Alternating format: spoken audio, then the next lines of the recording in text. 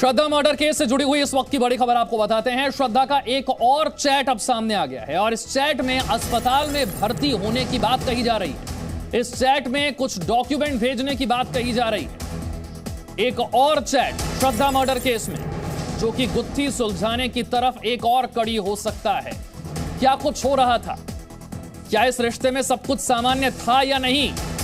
श्रद्धा के साथ आफताब किस तरह का बर्ताव करता था? ये सारी बातें पुराने चैट से सामने आ रही हैं कि श्रद्धा अपने दोस्तों से बात क्या कर रही थी, आफताब का बर्ताव किस तरह का था, क्या श्रद्धा को नुकसान पहुंचाने की कोशिश पहले भी आफताब ने की थी। ये बातें इन चैट से सामने आ रही हैं। ये देखिए, ये वो चैट है, ये दिसंबर 2020 का चैट है और इसी तरह से 2 साल पहले का ही एक शिकायत भी सामने आई थी, जब श्रद्धा ने शिकायत की थी कि किस तरह से आफताब उसे परेशान करता है। और अब उसी समय की करीब 2 साल पहले की एक चैट भी सामने आ रही है। ये वो व्हाट्सएप चैट है। ये सिर्फ 10 जर्सी गायों के साथ हर साल 18 लाख कमा रहे हैं। आपको भी ये सीखना है तो फ्रीडम ऐप को अभी डाउनलोड कीजिए। इसमें श्रद्धा लिखती है कि I am getting admitted, I will send you the relevant document soon. यानी कि मैं एडमिट हो रही हूं, मैं इससे जुड़े हुए डॉक्यूमेंट्स जो हैं वो तुम्हें भेज दूंगी। ये किससे बातचीत की जा रही है, ये सामने आना बाकी है। और किस संदर्भ में बातचीत हो रही है, ऐसा क्या हुआ था, ये भी समझने की हम कोशिश करेंगे। 2 साल पुरानी वो शिकायती चिट्ठी भी हमने आपको दिखाई थी कि किस तरह से 2 साल पहले भी श्रद्धा ने आफताब को लेकर एक शिकायत की थी कि वो किस तरह से उसे परेशान करता है, उसे हैरेस किया जा रहा है। लेकिन वो डर के मारे कभी शिकायत नहीं कर पाई, वो डर के मारे कभी इस रिश्ते से बाहर नहीं निकल पाई। यानी कि ये अचानक से उठाया गया कदम था क्या आफताब का, या फिर पिछले कुछ सालों से आफताब का बर्ताव इसी तरह से श्रद्धा के प्रति रहा, वो हिंसक था और इस बर्ताव से श्रद्धा खुश नहीं थी। श्रद्धा मर्डर केस में एक और बड़ी खबर आपको बताते हैं। महाराष्ट्र में श्रद्धा के फोन की तलाश जारी है और आज पुलिस एक बार फिर से भायंदर की खाड़ी जाएगी। आफताब ने मोबाइल महाराष्ट्र में ही फेंका था। मर्डर के बाद श्रद्धा के सामान को ठिकाने लगाने की कोशिश की गई, शव के टुकड़े कहीं फेंके गए, मोबाइल फोन को कहीं और फेंक दिया गया। जानकारी यह है कि महाराष्ट्र में फोन को फेंका गया था।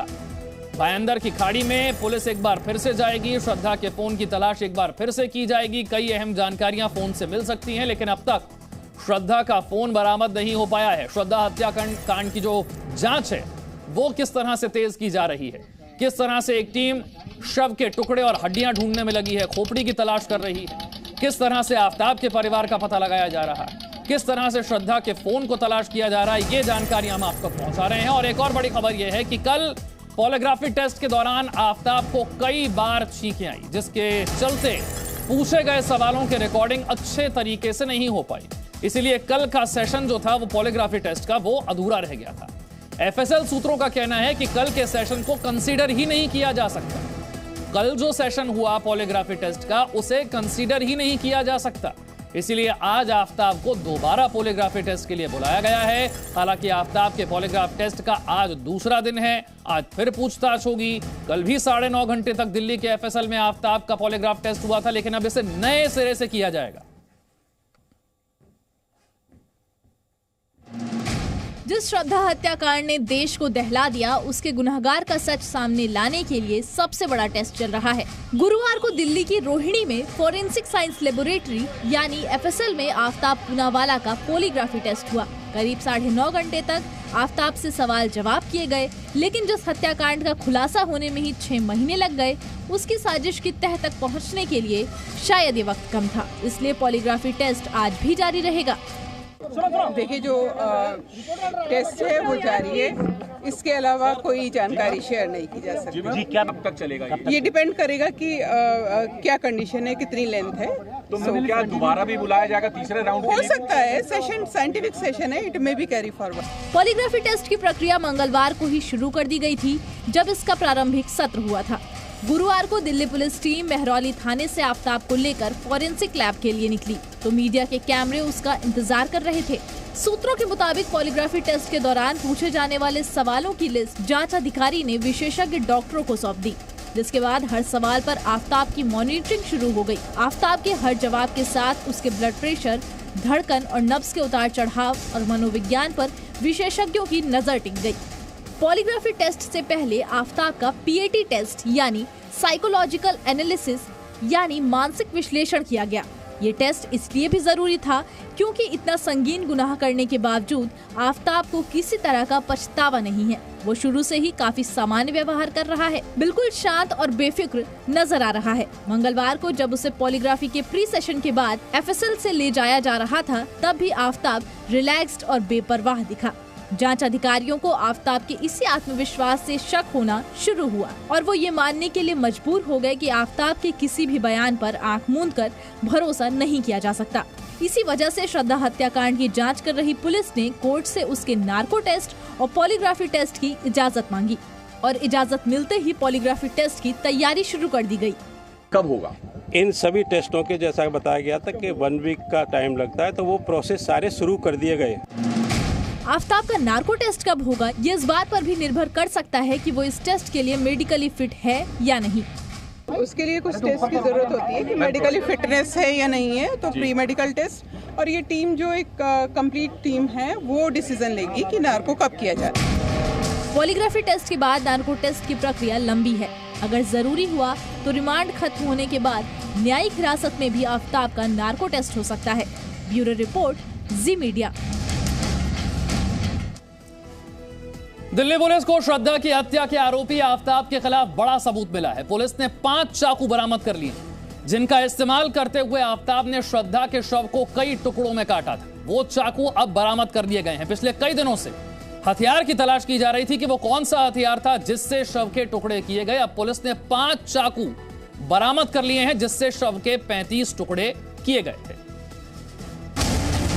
बेरहम कातिल आफताब ने अपनी लिव इन पार्टनर श्रद्धा के शरीर ही नहीं, उसके भरोसे और प्यार के भी 35 टुकड़े कर दिए थे। आफताब ने जिन हथियारों से इस दिल दहला देने वाली वारदात को अंजाम दिया था, उनमें से कुछ को पुलिस ने बरामद कर लिया है।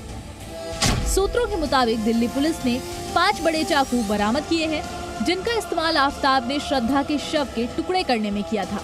कई दिनों से जारी मशक्कत के बीच पुलिस को एक कामयाबी मिली है। इन चाकुओं की लंबाई करीब 5 से 6 इंच है। ये काफी तेज धार वाले चाकू हैं। इन चाकुओं का आकार घर के किचन में इस्तेमाल किए जाने वाले चाकुओं से काफी बड़ा है। दिल्ली श्रद्धा मर्डर मामले में दिल्ली पुलिस को एक बड़ी कामयाबी हाथ लगी है। दिल्ली पुलिस ने उस हथियार को बरामद कर लिया है, जिस हथियार की मदद से श्रद्धा की हत्या करने के बाद उसके शव के टुकड़े किए गए थे।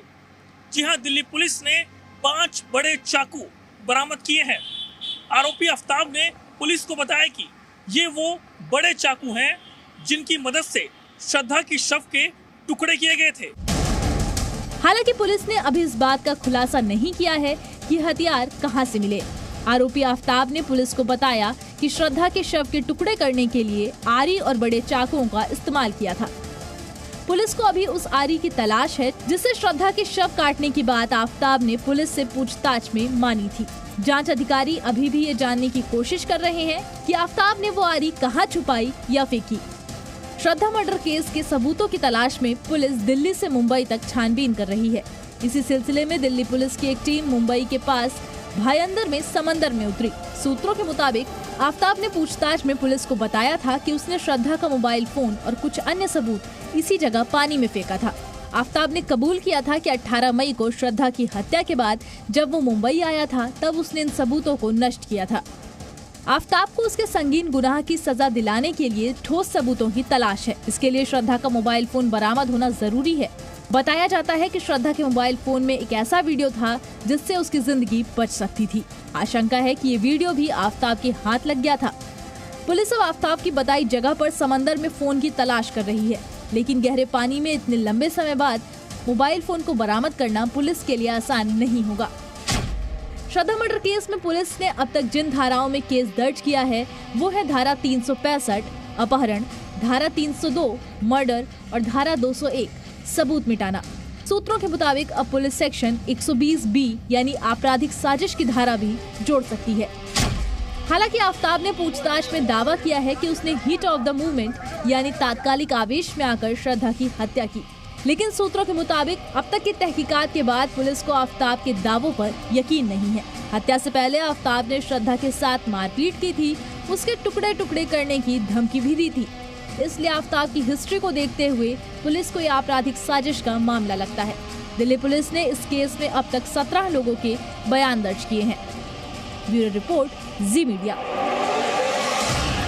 ये सिर्फ 10 जर्सी गायों के साथ हर साल 18 लाख कमा रहे हैं। आपको भी ये सीखना है तो फ्रीडम ऐप को अभी डाउनलोड कीजिए।